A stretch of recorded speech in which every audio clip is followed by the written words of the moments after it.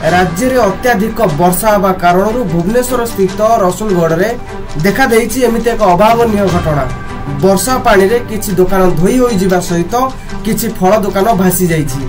भल भाव में नजर पकांतु एई दृश्य को केमिति छात्र छात्री माने निजर पाठ पढ़िया पाई जिबा आसीबा करिबा पाई असुविधार सम्मुखीन होउचंती। तो एपटे आपण माने देखि पारिथिबे केमिति पानी रु बाहरी के ऊपर को आसीबा पाई जणे अन्य जण को केमिति सहाय्य करूचंती।